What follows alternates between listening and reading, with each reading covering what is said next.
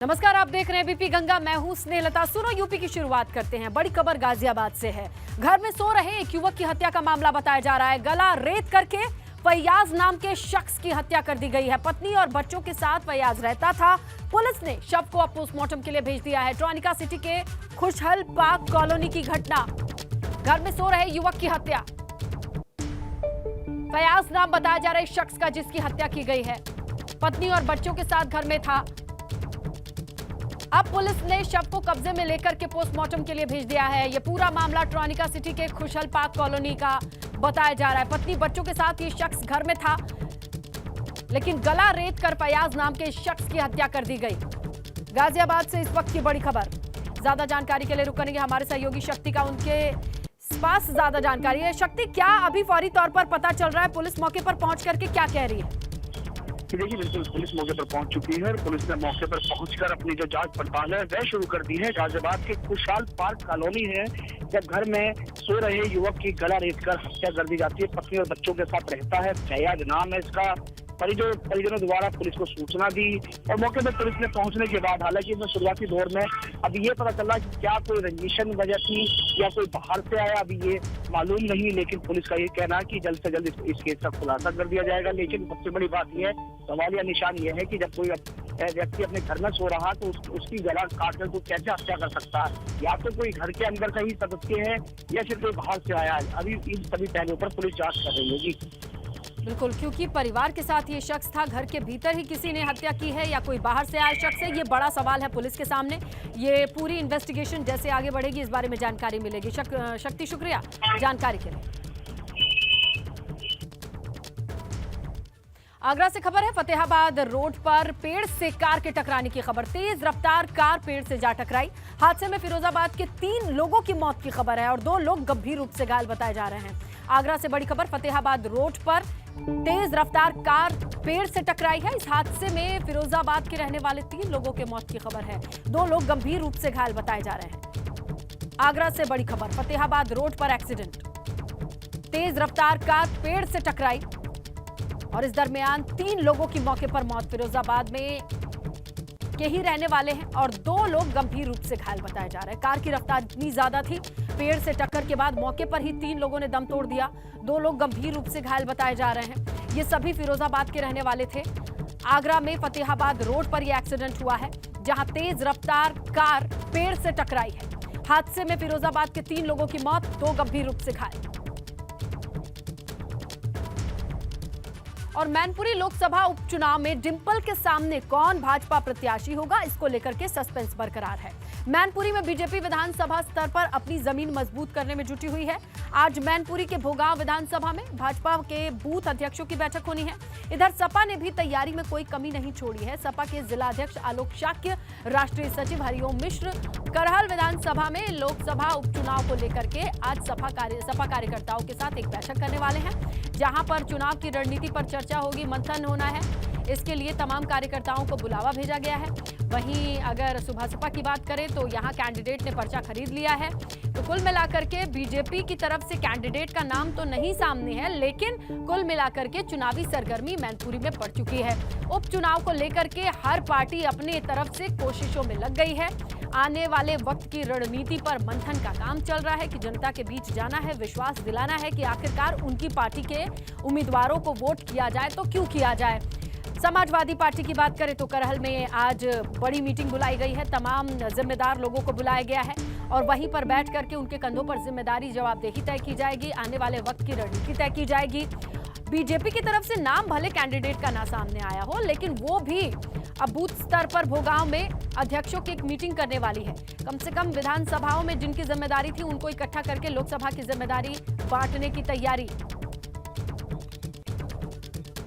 सीधा रुख करते हैं हमारे सहयोगी नितिन का और जानकारी लेते हैं कि भले ही बीजेपी की तरफ से अगर बात करें नितिन, कैंडिडेट का नाम सामने तो नहीं आया है, लेकिन तैयारियां ग्राउंड लेवल पर शुरू हो चुकी हैं। सभी पार्टियां कितनी तैयारियों के साथ नजर आ रही हैं? देखिए, बिल्कुल देखिए, सीधा मुकाबला बीजेपी वर्सेस एसपी है। समाजवादी पार्टी का सबसे मजबूत किला है मैनपुरी। भले ही सैफई जिला इटावा में आता है, लेकिन मैनपुरी लोकसभा में लड़ता है और मुलायम सिंह यादव की कहा जाए दशकों की कर्म भूमि रही है। और आप समझ सकते हैं कि करहल से उन्होंने विधानसभा चुनाव जीत कर वो किस तरह से उन्होंने सियासत की जो कहा जाए पारी उन्होंने खेली। और अब 1996 से लगातार मैनपुरी लोकसभा समाजवादी पार्टी के पास है। लेकिन पहली बार ये देखने को मिल रहा है कि मुलायम सिंह यादव के निधन के बाद भारतीय जनता पार्टी एक नए कॉन्फिडेंस में है। इससे पहले वो औपचारिकता के लिए एक कैंडिडेट घोषित करती थी और पूरी तरह से एक तरफा इलेक्शन नजर आता था। लेकिन 2014 में जहां 3.5 लाख के अंतर से नेताजी चुनाव जीते, 2019 में वो 90,000 से ज़्यादा वोटों से जीते, तो बीजेपी को ये लग रहा है कि इस बार नेताजी के जाने के बाद इस सीट को निकाला जा सकता है। जैसे रामपुर और आजमगढ़ जैसी जो कहा जाए बहुत टफ सीट है, उनको बाई इलेक्शन में अगर जीत लिया गया तो मैनपुरी भी उनके लिए टफ नहीं है। बीजेपी लगातार इसको किलेबंदी में पूरी तरह से लगातार चक्रव्यूह रच रही है। समाजवादी पार्टी ने भी इसको प्रतिष्ठा का प्रश्न बना लिया है। डिम्पल यादव जो कहा जाए अपनी नेताजी की विरासत को संभालने के लिए उनको उतारा गया है। लोगों का भावनात्मक लगाव सैफई परिवार से है और अखिलेश यादव लगातार पूरे उन्होंने किसी तेज प्रताप यादव या कोई और अन्य नाम पर भरोसा न करते हुए अपनी पत्नी को उतारा है। डिम्पल यादव जो पूर्व सांसद रह चुकी हैं, 2009 में जरूर पहली बार इलेक्शन लड़ी, 2012 में कन्नौज से निर्वाचित हुई। तो कुल मिला के कहा जाए आज भारतीय जनता पार्टी की भोगांव में बूथ अध्यक्षों की मीटिंग है। रामनरेश अग्निहोत्री जो पिछली सरकार में कैबिनेट मंत्री रहे हैं उनको जिम्मेदारी दी गई है। इसके साथ ही जयवीर सिंह जो कैबिनेट मंत्री वर्तमान सरकार में योगी 2.0 में उनको लगाया गया है। जो संगठन मंत्री हैं वो वहाँ मीटिंग ले चुके हैं। कुल मिला के 2024 से पहले इस बाई इलेक्शन को भारतीय जनता पार्टी जीतना चाहती है। समाजवादी पार्टी के लिए बहुत बड़ी चुनौती है कि किस तरीके से इस सीट को बचाए रखना। कहीं ना कहीं समाजवादी पार्टी का नर्सरी है, समाजवाद की नर्सरी है मैनपुरी, और समाजवादी विचारधाराओं के लिए कहा जाए एक वहाँ से जो एक संदेश जाता है उसका पूरे देश में संदेश जाता है। तो कुल मिला के कहा जाए बहुत ज़्यादा इस बार की जो लड़ाई है बहुत दिलचस्प रहने वाली है। चुनाव लड़ने की रणनीति है, उस रणनीति पर वो खरा उतरता कम से कम साबित होते हैं। पिछले उपचुनाव के नतीजे इस तरफ इशारा करते हैं। लेकिन अब मामला मैनपुरी का है जो सपा का गढ़ कहा जाता है। देखते हैं कि आने वाले वक्त में कैसी रणनीति बनकर के तैयार होती है। शुक्रिया नितिन तमाम जानकारी के लिए। और चलिए आगे बढ़ेंगे, बात करेंगे रामपुर में आज भाजपा अल्पसंख्यक लाभार्थी सम्मेलन कर रही है। सपा नेता आजम खान को उपचुनाव में उनके ही गढ़ घेरने की तैयारी के रूप में इसे देखा जा रहा है। इस सम्मेलन के जरिए रामपुर के अल्पसंख्यकों को यह बताया जाएगा कि बीजेपी की सरकार उनके लिए क्या काम कर रही है। कार्यक्रम में डिप्टी सीएम ब्रजेश पाठक रहेंगे, अल्पसंख्यक कल्याण मंत्री दानिश आजाद अंसारी, राज्य मंत्री बलदेव सिंह औलख, पूर्व केंद्रीय मंत्री मुख्तार अब्बास नकवी, अल्पसंख्यक आयोग के अध्यक्ष अशफाक सैनी भी शामिल होंगे। तो आप अंदाजा लगाइए कि रामपुर में किस तरीके से घेरेबंदी की तैयारी है। अल्पसंख्यकों को रिझाने की ये कोशिश बीजेपी की तरफ से, जहां पर पूरी रणनीति के साथ रामपुर के मैदान में उतरेंगे, क्योंकि रामपुर में दबदबा है आजम खान का। ऐसे में उन्हीं के गढ़ में, उन्हीं के घर में पहुंच करके वहीं उन्हीं के लोगों को यह समझाना कि बीजेपी की सरकार में उनका फायदा कितना हुआ है और आगे कितना हो सकता है, इसके लिए बाकायदा टीम उतरेगी। डिप्टी सीएम रहेंगे और तमाम मंत्री मौजूद रहेंगे। ऐसे में रामपुर की जनता को समझाया जाएगा अल्पसंख्यक मोर्चे पर मजबूती कैसे लाई जाए। चलिए सीधा रुख करते हैं हमारे सहयोगी उबैदुर रहमान का और जानकारी लेते हैं उनसे कि इस बड़ी बैठक को लेकर, इस मोर्चे की तरफ से इस बड़ी तैयारी में क्या क्या चीजें वो देख पा रहे हैं, क्या कुछ खास बताया जा रहा है। उबैदुर। स्नेहा, मैं आपको बता दूं कि जो ये रामपुर में उपचुनाव हो रहा है, रामपुर शहर विधानसभा सीट पर, तो इस विधानसभा सीट पर लगभग 56% मुस्लिम मतदाता हैं और इस सीट पर आजम खान 10 बार विधायक बने हैं। ये आजम खान का घर है, गढ़ है और समाजवादी का गढ़ है। अगर बात करें मुरादाबाद मंडल की या बरेली मंडल की, तो क्योंकि भाजपा ने पहला जो पसमानदा सम्मेलन किया था लखनऊ में, उसके बाद दूसरा पसमानदा सम्मेलन आज हो रहा है रामपुर में। और रामपुर में क्योंकि उपचुनाव का ऐलान हो चुका है, तो भाजपा की नज़र ये है कि समाजवादी पार्टी के कद्दावर नेता आजम खान को सजा होने के बाद जिस तरह से ये सीट खाली हुई है, और यहाँ पर भाजपा सीट को हर हालत में जीतना चाहेगी, क्योंकि प्रदेश अध्यक्ष भूपेंद्र सिंह मुरादाबाद के ही रहने वाले हैं और रामपुर भी मुरादाबाद मंडल में आता है। एक तो ये बात है, और दूसरी बात ये है कि भाजपा ये चाहती है कि मुस्लिमों के गढ़ में अब उसका कमल खिले।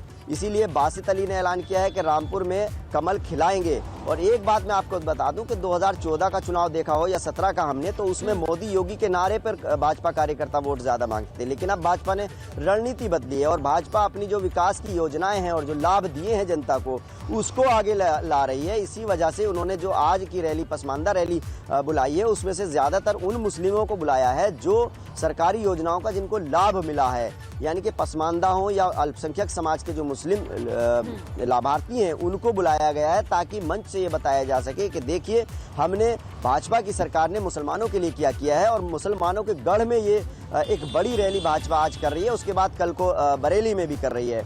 तो भाजपा उत्तर प्रदेश में मुस्लिम वोटरों को भी साधने में आगे निकल चुकी है और यही वजह है कि समाजवादी पार्टी की तरफ से भी अभी कैंडिडेट का ऐलान नहीं हुआ है। अगर सदर की बात कर ले उबैदुर,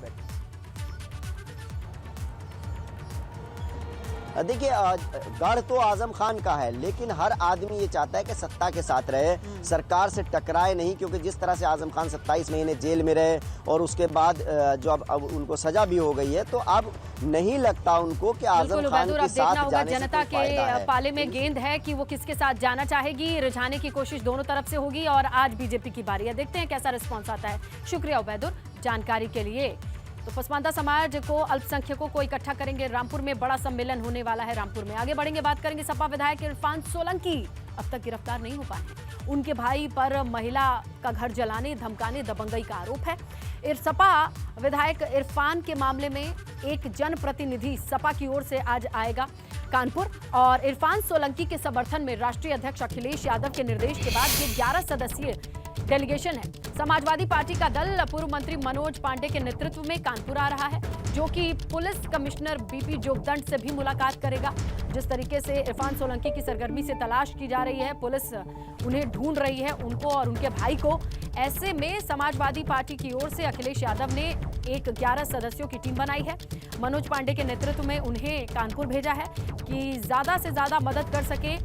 और कैसे ग्राउंड पर मदद हो पा रही है या फिर पुलिस की क्या तैयारी है इरफान को ढूंढने के लिए, समझते हैं। हमारे सहयोगी रतीश का रुख करते हैं। रतीश, ये बताइए किस तरीके की हलचल दिखाई दे रही है आज के दिन अगर हम देखें इरफान सोलंकी को लेकर के।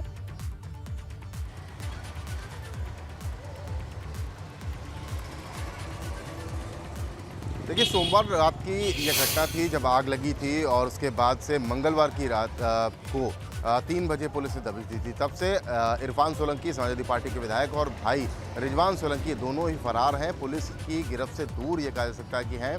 पुलिस लगातार लखनऊ और कानपुर समेत तमाम ठिकानों पर छापेमारी कर रही है, लेकिन जो हमारे सूत्र हैं वो ये बता रहे हैं कि रिजवान सोलंकी कानपुर शहर में ही किसी एक ठिकाने में छिपा हुआ है। और अगर बात की जाए इरफान सोलंकी की, तो इरफान इटावा से दिल्ली और दिल्ली से इटावा के बीच में कहीं पर हैं। इटावा लोकेशन मिल रही है जो हमारे सूत्र बता रहे हैं, लेकिन फिलहाल पुलिस की गिरफ्त से दूर है। अगर आज के कार्यक्रम की पर नज़र डाली जाए तो आज समाजवादी पार्टी का 11 सदस्यीय प्रतिनिधि मंडल पहुंच रहा है, जिसमें शहर के इरफान के अलावा जो 2 विधायक हैं समाजवादी पार्टी के, मोहम्मद हसन रूमी जो कैंट से विधायक हैं, आर नगर से विधायक अमिताभ वाजपेयी हैं, निवर्तमान जिला अध्यक्ष मोहम्मद इमरान हैं और पूर्व मंत्री उत्तर प्रदेश सरकार मनोज पांडे के नेतृत्व में 11 सदस्यीय दल आज 10:30 बजे इरफान के घर पहुंचेगा। इरफान सोलंकी के घर पर पहुंचने के बाद उनकी पत्नी, उनकी मां और परिजनों से मुलाकात करेगा और उसके बाद 12:30 बजे के वक्त 12 से 12:30 बजे का वक्त पुलिस कमिश्नर बीपी जोगदंड से मिलने का है। दरअसल इसको इस तरीके से समझा जा सकता है कि इतना भारी भरकम दल अखिलेश यादव के निर्देशों पर कानपुर आएगा और इसके बाद पुलिस की पर जो आरोप लगाए जा रहे हैं, पुलिस से इस बात को तस्दीक करेगा कि जांच पूरी करने के बाद ही गिरफ्तारी की जाए। लेकिन जो धाराएं लगी हैं 506 और 327 वो इमीडिएट गिरफ्तारी के आदेश देती हैं। ऐसे में अगर आज की डेट में, आज के वक्त में इरफान सामने आते हैं, रिजवान आते हैं, तो दोनों को तत्काल रूप से, तत्काल प्रभाव से गिरफ्तार कर लिया जाएगा। ऐसे में तमाम बार्गेनिंग होगी और एक रिक्वेस्ट भी होगी कि पुलिस कमिश्नर कानपुर थोड़ी रियायत बरते, क्योंकि इरफान सोलंकी समाजवादी पार्टी के विधायक हैं और जो आरोप लगाए गए हैं, सिर्फ फोटो खींचती है या फिर मुलाकात करते हुए, परिवार से बात करते हुए, या फिर वाकई बातचीत का कुछ असर भी होता है। शुक्रिया रतीश जानकारी के लिए। सुनो यूपी देख रहे हैं आप और बड़ी खबर मिल रही है। लखनऊ में आरक्षित 60 सीटों में से 37 पर महिलाएं चुनाव लड़ेंगी और 23 सीटों पर पुरुषों के लिए आरक्षित होने की खबर मिल रही है। 50% सीटें सामान्य आरक्षित हैं और 11 वार्ड में नए आरक्षण का प्रस्ताव सामने आ रहा है। आरक्षण का प्रस्ताव निदेशक स्थानीय निकाय को भेजा गया है। प्रस्ताव की जांच हो रही है। आज या कल में इसे जारी किया जा सकता है। तो देखिए, निकाय चुनाव के मद्देनजर ये बड़ी जानकारी आ रही है। 50 सीटें सामान्य वर्ग के लिए आरक्षित हैं। 37 सीटों पर महिलाएं चुनाव लड़ेंगी। 23 सीटों पर पुरुष के लिए आरक्षण है। 50 सीटें सामान्य वर्ग के लिए आरक्षित। 11 वार्ड में नए आरक्षण का प्रस्ताव। देखिए, परिसीमन के बाद ये कयास लगाए जा रहे थे कि ये फॉर्मूला बदलेगा और इससे जुड़ी ये बड़ी जानकारी है कि 11 वार्डों के लिए आरक्षण का प्रस्ताव है। स्थानीय निकाय को भेजा जा चुका है ये प्रस्ताव और प्रस्ताव की जांच के बाद आज या कल में ये फॉर्मूला तय होकर के सामने आ सकता है। तो तमाम प्रत्याशी जो वार्ड में उम्मीद लगाए बैठे हैं उनके लिए ये क्लैरिटी होगी जब प्रस्ताव की जांच होने के बाद ये पास होगा। लखनऊ से बड़ी खबर ये मिल रही है। 60 सीटों में 37 सीटों पर महिलाओं के चुनाव लड़ने की खबर। 23 सीटें पुरुषों के लिए आरक्षित, 50 सीटें सामान्य। 11 वार्ड में नए आरक्षण का प्रस्ताव, यानी 11 वार्ड के जो उम्मीदवार हैं जिन्होंने उम्मीद बना करके रखी है चुनाव लड़ना है, वो अपने आरक्षण के इस प्रस्ताव के बाद ही स्पष्ट हो पाएंगे। निदेशक स्थानीय निकाय को भेज दिया गया है ये आरक्षण का प्रस्ताव जो 11 वार्ड से बनकर के तैयार हुआ है। प्रस्ताव की जांच होगी और उसके बाद आज या कल में ये जारी हो सकता है। निकाय चुनाव से लेकर के ये बड़ी अपडेट आपके सामने रख रहे हैं लखनऊ से, जहां 37 सीटों पर महिलाओं के लिए सीट आरक्षित होगी। चुनाव लड़ने की खबर आ रही है। 23 सीटों पर पुरुषों के लिए आरक्षण, 50 सीटें सामान्य आरक्षित होंगी। 11 वार्ड में आरक्षण का प्रस्ताव भेजा गया है।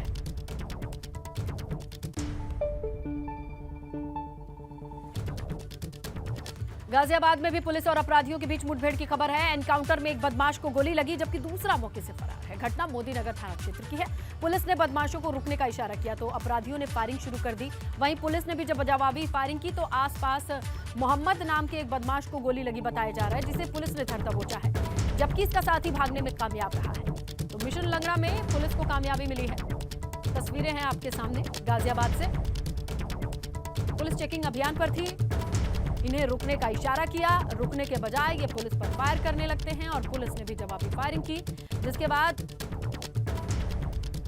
एक अपराधी को पुलिस पकड़ लेती है, दूसरा मौके से फरार बताया जा रहा है।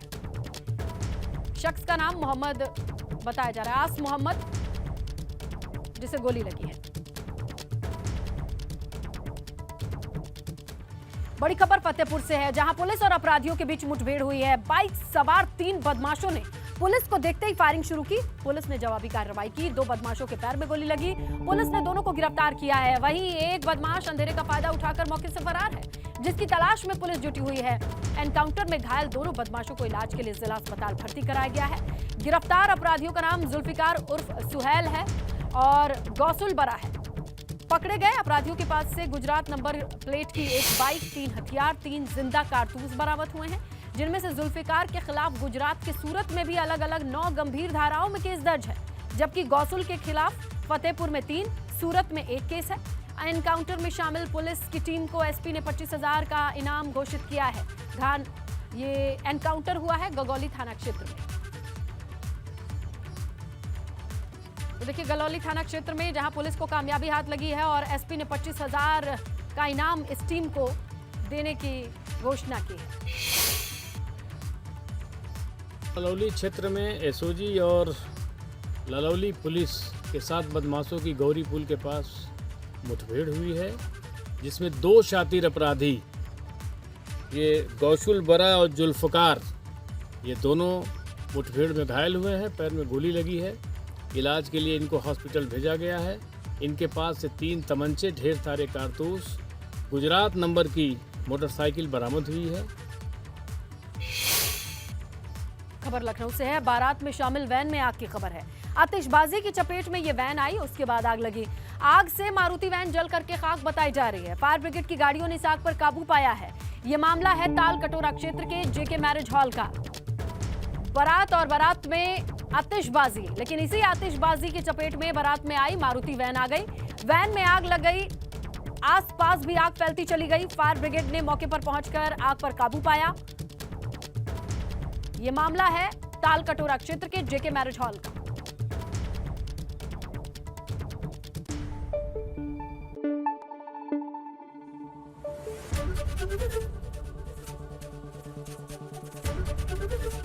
एबीपी गंगा, खबर आपकी, जुबान आपकी।